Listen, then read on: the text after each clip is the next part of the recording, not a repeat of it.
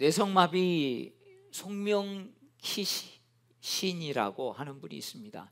그분은 손가락 하나 까딱하기가 굉장히 어려운 분입니다. 음식도 제대로 먹지 못하는 어떻게 보면 중증 뇌성마비 환자, 아마 여러분도 많이 들어보셨을 것입니다. 근데 이분이 뭐가 그렇게 감사할 게 많아서 감사에 대한 많은 시를 지었는데, 그 중에도 범사에 감사하라 라는 시의 일부를 소개해 드리려고 합니다. 감사절에만 감사하는 자여 범사에 감사하라. 고난주간에만 주의 고난을 기억하는 자여 주의 죽으심을 언제나 기억하라. 위급할 때만 기도하는 자여 쉬지 말고 기도하라. 기쁠 때만 기뻐하는 자여 항상 기뻐하라. 여러분, 감사는 하나님이 주신 또 다른 감사가 보이게 하는 은혜의 통로인 줄로 믿습니다. 일상생활이 얼마나 큰 감사인지 여러분 자꾸 감사해 보다 보면 알게 됩니다. 그런데 감사를 하지 않으면 그냥 일상이 일상이지, 그런 생각들을 해보게 됩니다. 하나님은 감사하는 삶에 더 큰 감사의 부분을 부어주시고 또 보게 하신다는 것입니다. 여러분, 감사도 습관인 거 아십니까? 불평도 습관이죠. 불평하는 사람들을 보면 그게 입에 붙었습니다. 뭐 조금 하면 또 불평하고 불평. 근데 감사도요, 여러분 습관입니다. 그래서 우리가 자꾸 감사하다 보면 또 다른 감사가 보이는 것이죠. 하나님이 이런 말씀을 하셨습니다. 내 귀에 들리는 대로 내가 시행하리라. 여러분, 감사하면 하나님이 듣고, 또 하나님만 들으십니까? 내가 감사한 걸 또 누가 들으세요? 내가 듣지 않습니까? 내가 듣고, 내가 들은 것을 가지고 또 어느 문득 내가 한 말이 또 내 머릿속에 박혀서 내 생각이 되고, 그것들이 또 어느 날 또 생각이 나죠. 그래, 어떤 순간에도 감사해야지, 이런 마음이 여러분 들 때랑 늘 불평하던 것들이 귀에 맴맴 돌고 머릿속에서 계속 있을 때, 여러분 두 사람의 삶의 질이 어떤 차이가 나겠습니까? 어떤 분은 이런 분이 있습니다. 감사할 일이 있어야 감사하지, 그렇게 말하는 사람이 있습니다. 여러분, 그런 사람은 어찌 보면 자신을 잘 몰라서 그렇습니다. 내가 누리는 것이 당연하다고 여기는 사람은 이런 교만함이 있기 때문에 그냥 이러한 것들이 일상이지 감사라고 생각을 하지 못한다는 것입니다. 여러분, 감사할 게 있어야 감사하지, 이렇게 혹시 생각이 들 때 여러분의 마음을 한번 보십시오. 내가 교만하구나.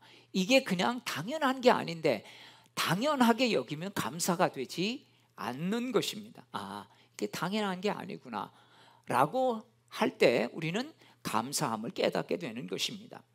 누에가 자신의 입에서 나온 실로 집을 짓고 살듯이, 여러분 우리는요, 내 입에서 나온 말로 어떻게 보면 내 인생의 집을 짓고 또 우리 자녀들의 인생의 집을 짓도록 그렇게 해주는 그런 삶을 살고 있는 것입니다.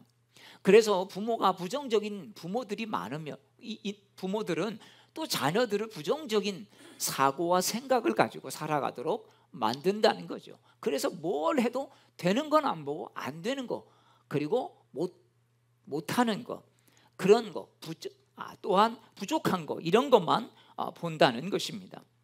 그래서 우리는 하나님께 하는 감사는 절망을 밀어내고 희망을 끌어당겨오는 이런 힘을 가지고 있는데, 우리는 이러한 부분들을 때로는 간과해버리고 내가 그럼 틀린 말 했어? 자꾸 보여지는 대로 여러분 말하면서 우리의 삶을 때로는 망가뜨리고 있다는 것입니다. 여러분, 감사는요 덧셈과 곱셈과 같다는 것입니다. 근데 불평과 원망은 여러분 뺄셈과 같은 것입니다. 감사하는 삶에는 그래서 크고 작은 감사가 계속해서 이어질 수밖에 없다는 것입니다. 감사 프로젝트 지금 54일째, 주일은 하지 않으니까 지금 이렇게 지나면 한 60일 정도 이상 지났겠죠. 여러분, 매일 감사를 의식하며 살면 어떤 일이 벌어지던가요?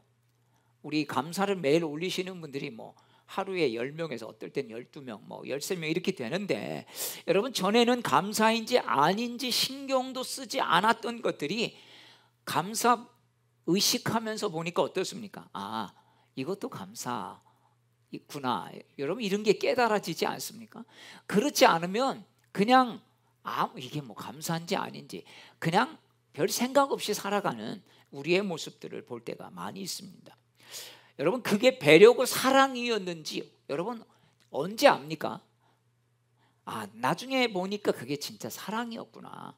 여러분 이거를 그 당시에 그때 깨닫는 때도 있지만 대부분 더 많은 것들은 어떻습니까? 나중에 돌아보니까 야, 그게 나를 향한 배려고 그게 사랑이었구나.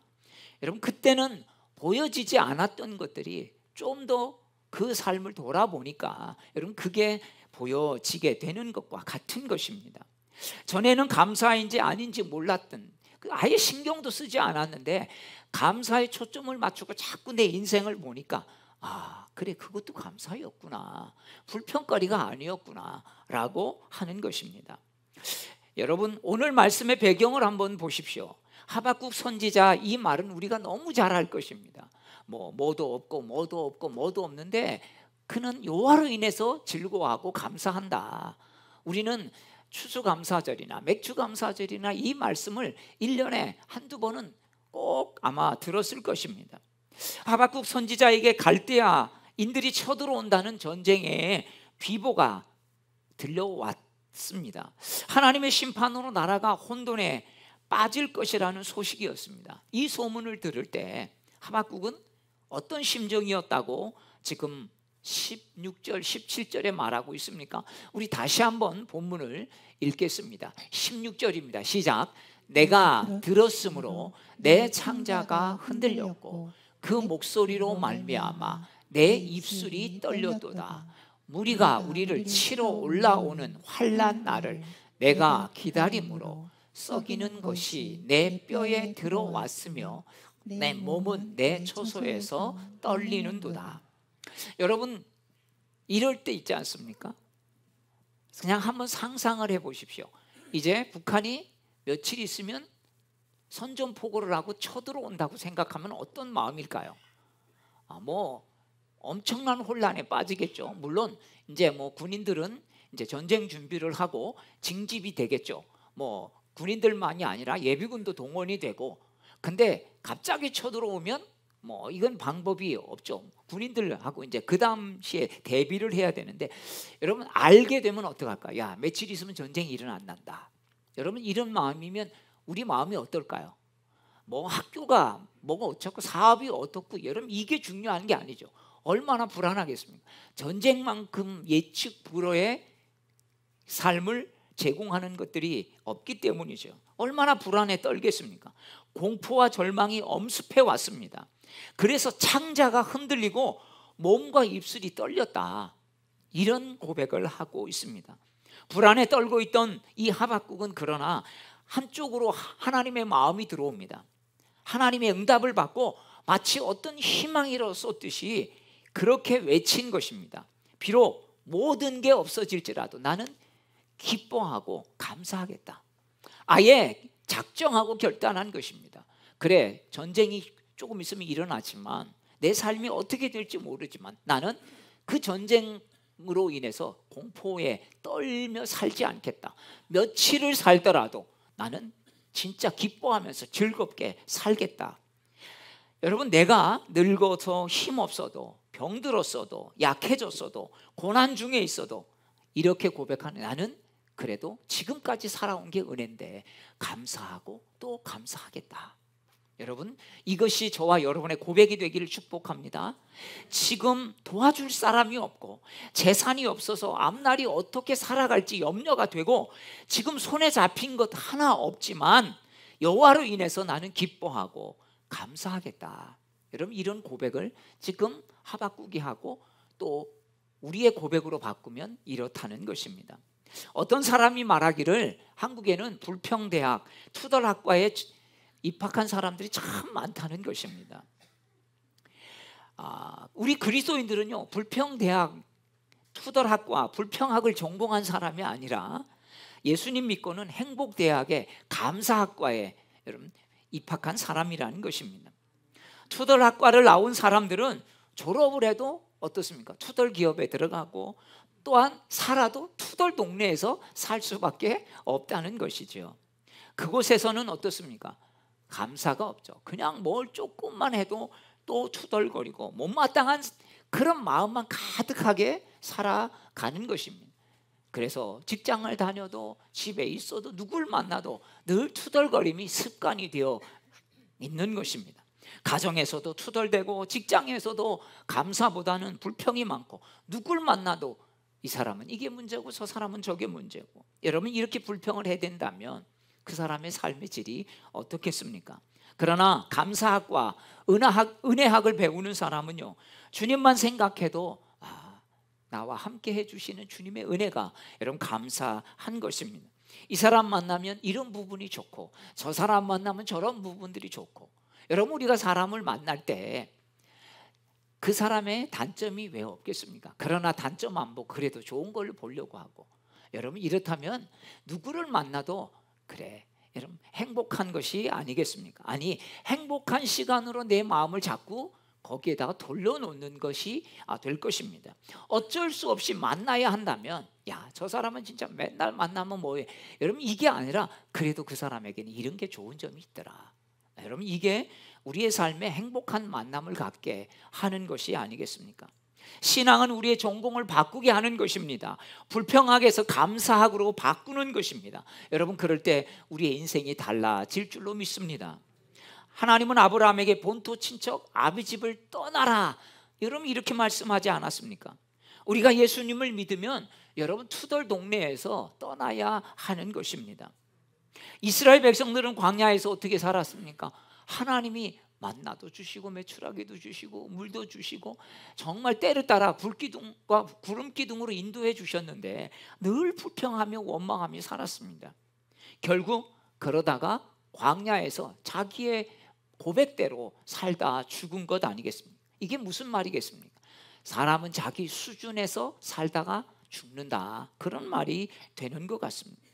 여러분 결국 투덜거리다가 사막에서 그냥 광야에서 그렇게 살다 죽은 것이 바로 이스라엘 백성인 것입니다. 여러분 누구나 감사하며 기쁘게 살고 싶지 않겠습니까? 그러나 여러분 감사는요 믿음이 따라줘야 감사하게 되는 것입니다. 믿음의 눈이 열려야 그것을 보고 감사하게 되는 것입니다. 아니 감사하려고 하는데 감사하는 마음이 안 생기면 어떡합니까? 그게 여러분 더 어렵지 않겠습니까? 환경이 나아진다고 불평이 없어질까요?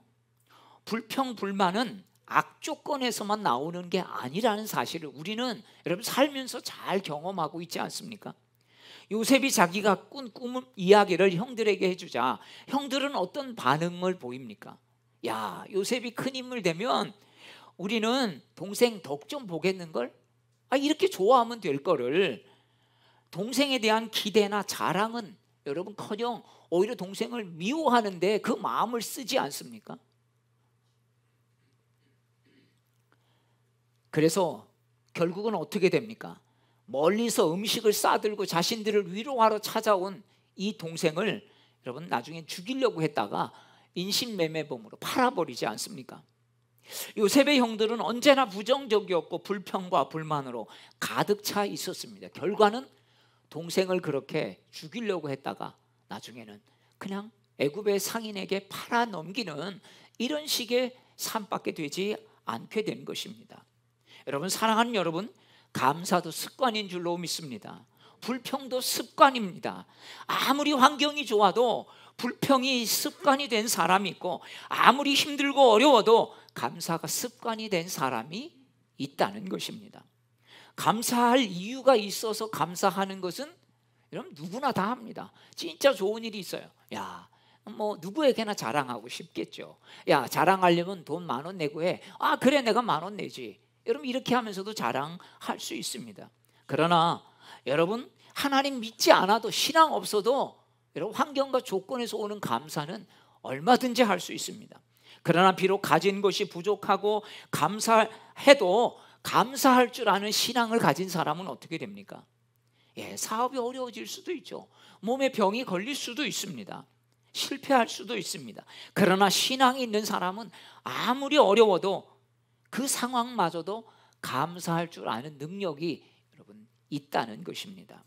믿음의 사람에게는 어떤 상황에서도 왜 하나님의 섭리를 보이니까 그래, 하나님이 나를 지금 이렇게 어렵게 하시는 이유는 뭘까?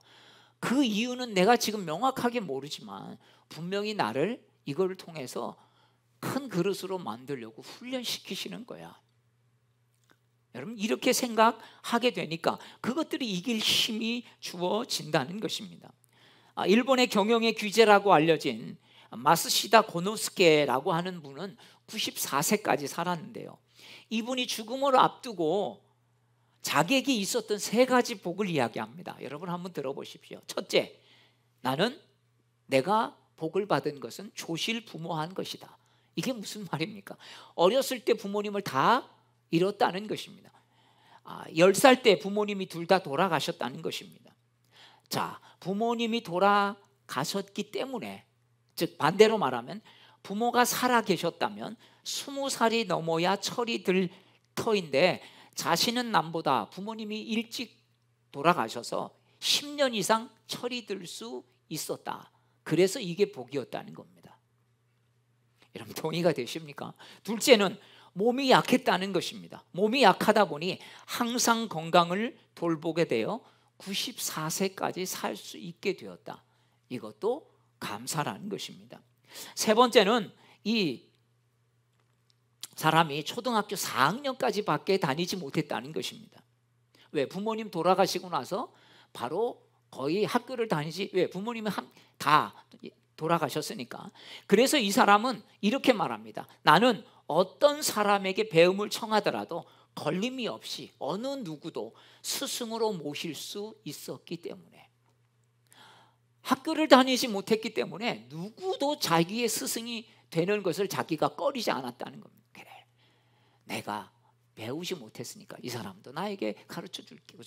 모든 사람을 다 스승으로 삼고 살았던 것, 이게 자기에게 복이었다는 것이죠. 여러분 이 3가지는 사실 엄청난 불행 아닙니까? 그러나 마스시다 씨는 오히려 이게 복이었다고, 감사였다고 그렇게 고백하고 있는 것입니다.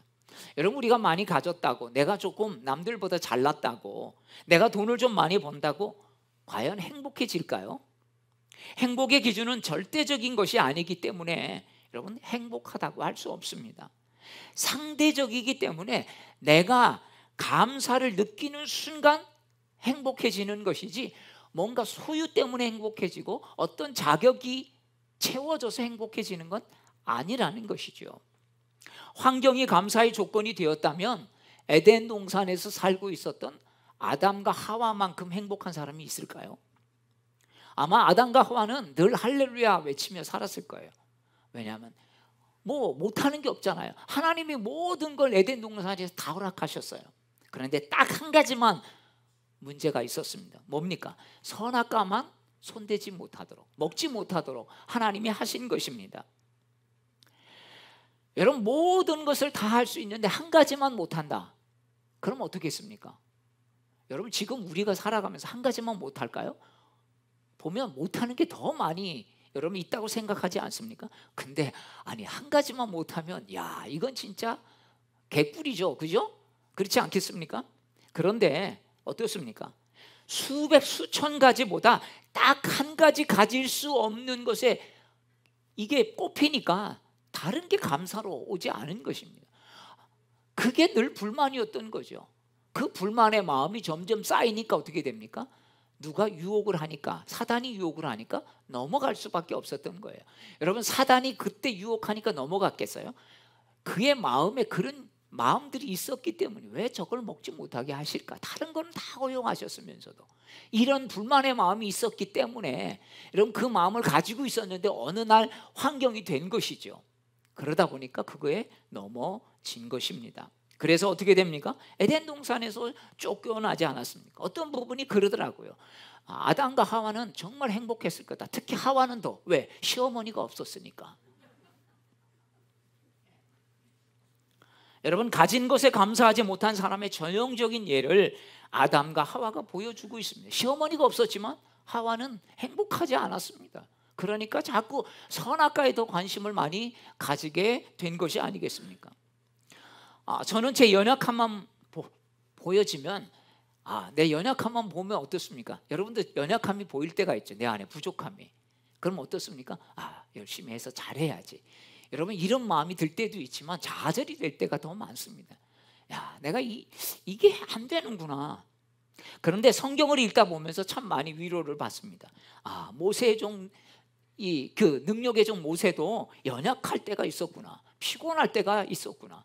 아니 손 올리고 기도하면 아말렉 군사들을 이스라엘 군사들이 막 물리쳐서 이깁니다.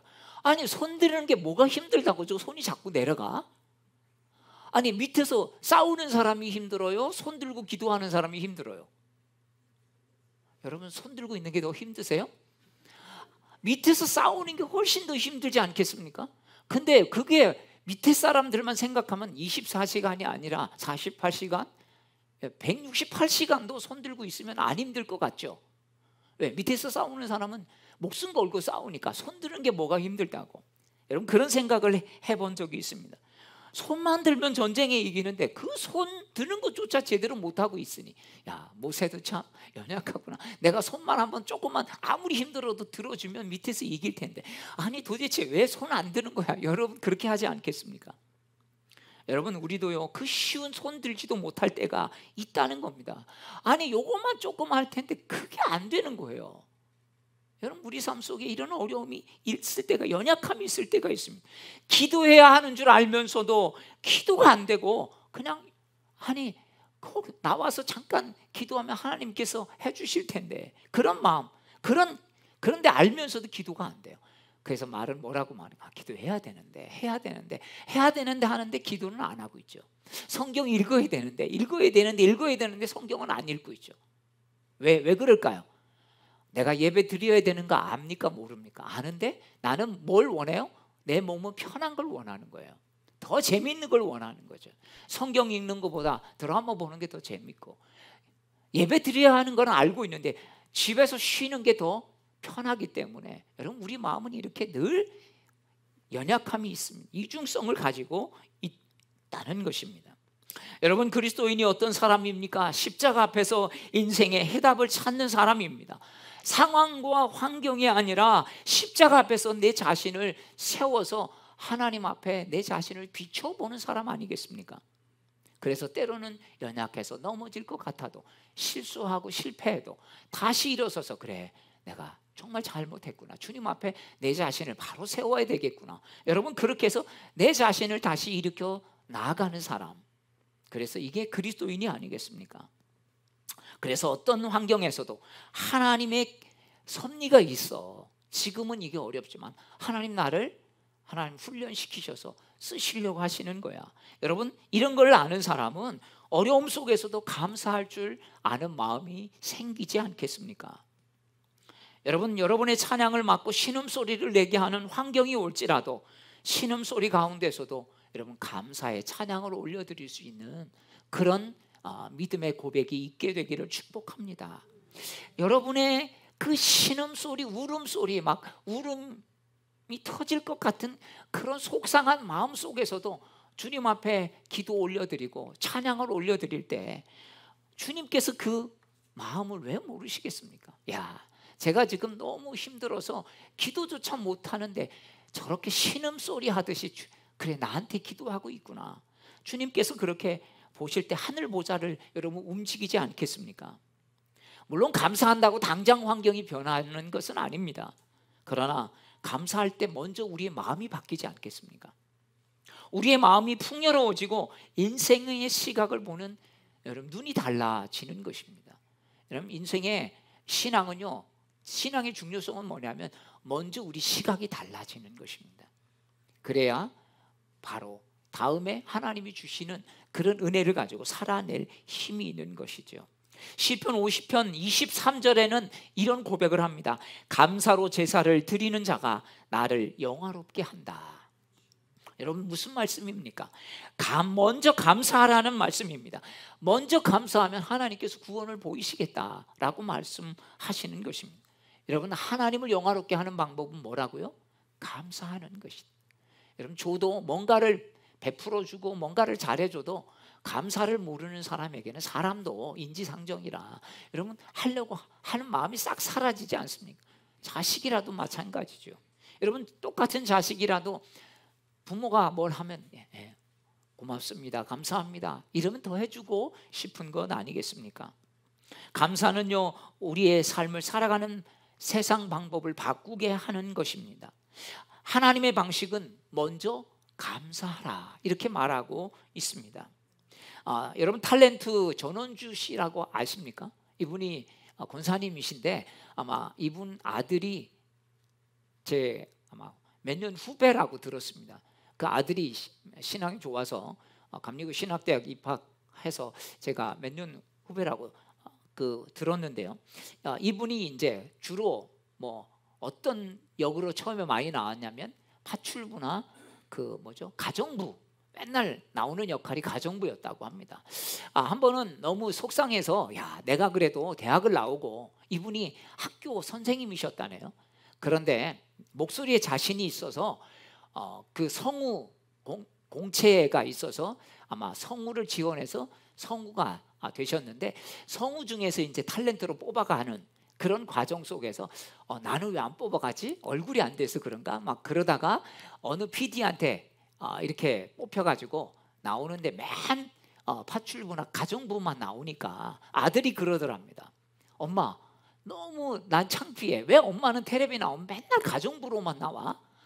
그래, 그렇게 창피해서 학교를 못 다니겠다고 했답니다. 자, 본인도 참 많이 속상했다는 거죠. 그렇다고 이제 와서 또 바꿔서 할 수도 없는 것이고, 그래서 비참한 생각이 들었는데 어느 날 시장 가서 물건을 사려고 보는데 어떤 분이 너무 정말 막 웃음소리가 너무 웃기더랍니다. 그 웃음소리 들으니까 너무 기분이 좋아지더래요. 그래서 자기가 그 웃음을 막 따라했대요. 전원주 그 특이한 웃음 있지 않습니까? 자기 웃음이 아니라 그 시장에서 웃는 사람 그 웃음을 흉내낸 거래요. 그래가지고 그거를 이제 자꾸 흉내내서 연습을 하다 보는데 어느 날 자신이 변화된 걸 깨달았답니다. 그렇게 막 웃음을 연습하는데 자신의 마음이 진짜 기쁘게 바뀌더라는 거죠. 또 그것을 들으면서 그 PD들이 그 사람을 캐스팅하기 시작했습니다.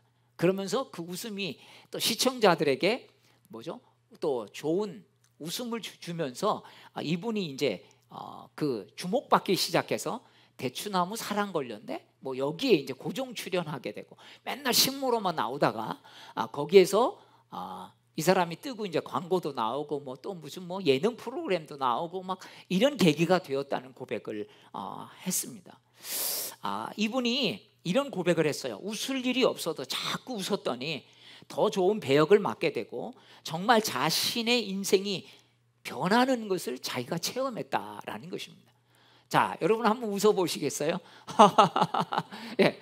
자, 여러분 혼자 그냥 웃어보세요. 남들 앞에서 웃으면 너무 민망하지 않습니까?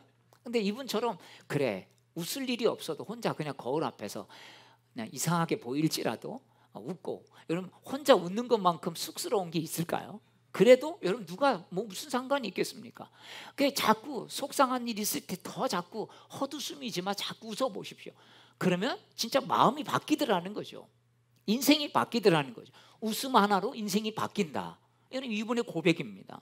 사랑하는 여러분, 정말 맞습니다. 하나님 우리에게 주신 것이 얼마나 많습니까? 그런데 우리는 하나님이 주신 것은 보지 않고 내 손에 없는 것만 자꾸 보면서 부러워하고 있지 않습니까? 여러분, 애들 가끔 보면 무슨 생각 나십니까? 애들이 자기 장난감 있는데 이거는 이제 식상해가지고 자기 장난감은 안 보고 다른 아이의 손에 있는 장난감 보면서 저거 사달라고 그러는 거예요. 그런 모습이 우리의 모습과 여러분 다르지 않은 것입니다. 남의 손에 들려있는 것만 보면서 여러분 부러워하지 마십시오. 여러분, 다 가진 사람은 없습니다.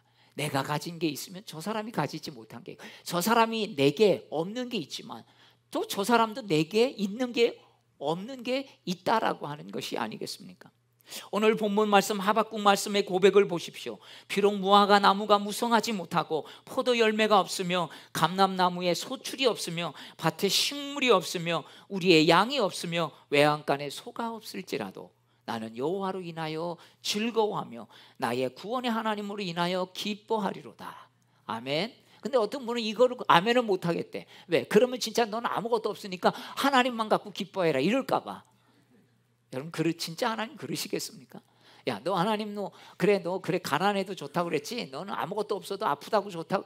그래서 막 자기에게는 물질도 안 주고 어려움만 줄까 봐 아멘은 못하겠다라고 하는 거죠. 참 하나님을 몰라도 너무 모르는 거예요. 여러분, 디모데후서 3장 1절 2절 말씀에 이런 말씀이 있습니다. 내가 이것을 알라. 말세에 고통하는 때가 이르리니 사람들은 감사치 아니하며. 여러분, 말세의 징조가 뭐라고요? 감사하지 않는 사람들이 너무 많아진다는 것입니다. 여러분, 우리 안에 감사가 있습니까? 그냥 맥주 감사주일이라 그래 감사하며 살아야지, 그냥 요 정도 조금 하면서 마음 달래는 수준으로 살지 않고, 그래 내가 오늘부터라도 매일 내 삶 속에서 하나님이 어떤 은혜, 어떤 감사를 주시는지 찾아보겠다. 여러분, 그러면 우리 삶이 풍성해질 것입니다. 여러분, 우리가 반찬을 많이 차려놓고 먹으면 얼마나 좋겠습니까? 그런데요, 반찬 아무리 많아도 입맛이 없으면 여러분 그냥 다 쓸 뿐이에요. 어떻습니까? 내 입에 맞는 거 한두 개밖에 안 먹지 않습니까? 그런데 입맛 좋으면요, 김치 한 가지만 있어도 여러분 밥 2공기씩 여러분 먹을 수 있는 게 아니겠습니까? 반찬의 가지수가 중요한 게 아니라 입맛이 좋은 거, 여러분 이게 더 감사하지 않겠습니까? 현대를 가리켜 더더더의 시대라고 합니다. 더 많은 돈이 있어야 되고, 더 좋은 집에 있어야 되고, 더 좋은 차를 타야 되고, 더 큰 행복을 쫓아서 살아가고 있습니다. 그래서 사람들은 가지고 있는 것에 만족하지 못하는 것입니다. 조금 더 더 좋은 거, 더만을 부르짖고 살아가다 보니까 진짜 채워줘도 또 더 좋은 거를 여러분 찾지 않습니까? 주님은 그렇게 해서 말씀합니다. 삼가 탐심을 물리치라. 사람의 생명이 소유의 넉넉함에 있지 아니하리라. 여러분, 모든 것은요 다 작은 것에서 여러분 시작이 됩니다. 사랑하는 여러분, 작은 감사로부터 여러분 큰 감사가 여러분 나오는 것 아니겠습니까? 작은 것을 외면하고서는 우리에게는 능력이 있을 수가 없는 것 아니겠습니까? 주님께서 지극히 나를 사랑하시고 이렇게 하나님 자녀 삼아 주신 것, 여러분 이 감사부터 여러분 시작이 되어서 정말 하나님께서 우리 인생 속에 부어주시는 큰 은혜가 있기를 축복합니다. 자, 그림을 하나 보시겠어요? 그림, 여러분 이게 무슨 그림이죠? 한번 그냥 추측해 보십시오. 오병이요. 근데 여러분 저 그릇에 담긴 게 지금 떡이 몇 개입니까? 아니 그냥 세어보세요. 하나 둘 셋 넷 못하세요? 자, 세어보세요. 몇 개입니까? 4개. 그럼 저건 4병 2호 아닙니까? 떡 하나 어디 갔죠? 제가 저 그림 보면서 떡 하나가 어디 갔을까 처음에 그런 생각을 해봤어요. 떡 하나 어디 간 겁니까? 저분이 먹었을까요? 여러분, 이게 갈릴리에 있는 오병이어 기념교회에 그려져 있는 벽화입니다. 새겨져 있는 떡 하나, 보리떡 하나 어디 갔을까요? 자기 자신이라는 거죠.